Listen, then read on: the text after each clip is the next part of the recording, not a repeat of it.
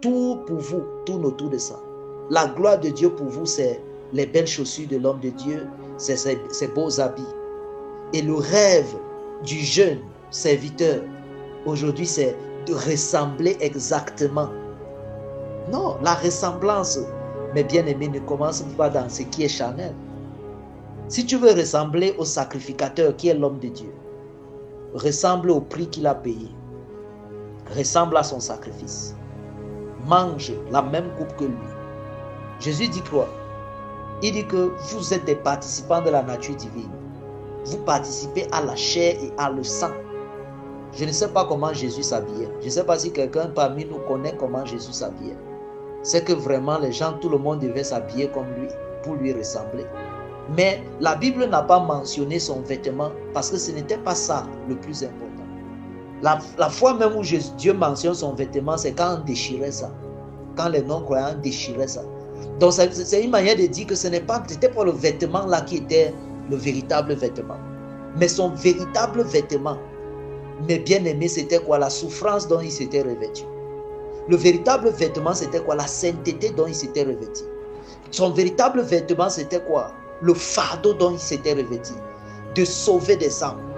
Voilà où Dieu nous attend. Église de Jésus-Christ. C'est là que Dieu nous attend. Revenons à l'Éternel. Je ne peux pas sortir de cet évangile.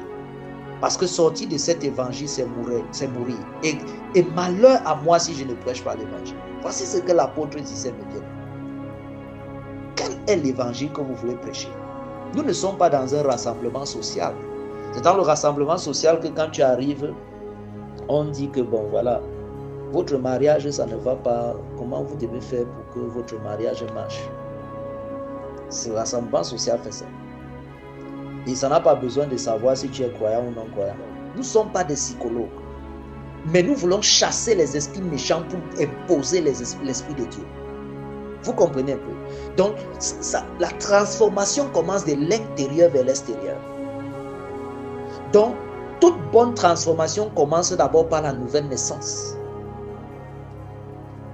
Je ne savais pas qu'on pouvait faire des cultes sans appeler les gens à la repentance.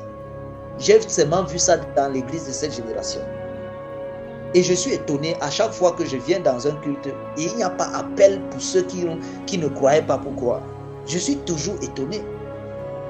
Je suis toujours étonné. Si j'ai enseigné une semaine, il y a toujours des moments où, si tu ne croyais pas, au moins la prière du salut. Chaque fois que nous finissons ici, il y a une photo de la prière du salut. Parce que l'objectif-ci ne doit pas quitter le salut des âmes. Je vous le dis en vérité, l'enfer existe. Et tu ne pourras jamais accepter que même ton plus pire ennemi aille en enfer. Parce que ce sont les choses que l'œil n'a point vu qu'il y a là-bas. Que l'oreille n'a point entendu qu'on entend là-bas. L'horreur est extrême. Même la pensée humaine ne peut pas supporter l'horreur qu'il y a là-bas ou raconter.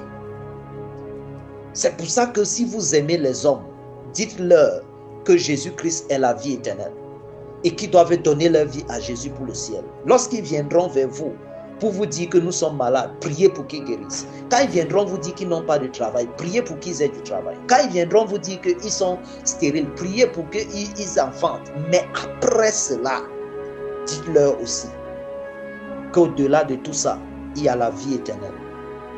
Parce qu'ils peuvent avoir toutes ces choses, être délivrés dans la chair et aller en enfer demain. Ils iront là-bas, ils t'accuseront. Et le jour du jugement, je crains que tu aies beaucoup de personnes qui crient, dont l'âme parle contre toi. Parce que la Bible me dit, si le prophète connaît et n'annonce pas, et ne dit pas, le sang de ces gens-là retombera contre lui. Mais s'il dit, il est acquitté. Donc toi, tu es le prophète de Jésus. Et tu connais la vérité aussi. Église, c'est encore possible de rentrer sur les pas du Seigneur et de faire de grandes choses dans notre nation, de faire de grandes choses dans le monde entier. C'est encore possible d'amener la lumière de l'Éternel sur cette terre. C'est encore possible. Avec toi et avec moi, c'est possible. Dieu n'a pas besoin d'un grand homme.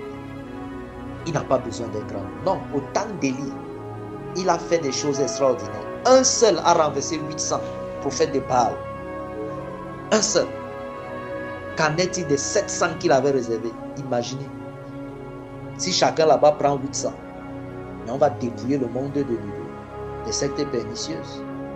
Donc, le problème, c'est que nous-mêmes, nous ne savons même pas le Dieu que nous servons. Nous ne l'avons jamais connu. Nous sommes encore dans une génération où un miracle qui se fait, les gens ne croient pas au miracle. Le genre de génération, s'il va aller où? Avec quel Dieu? Le Dieu d'Israël. Le Dieu d'Israël, le Dieu qui faisait apparaître la nuit pendant la nuit et le feu pendant le jour.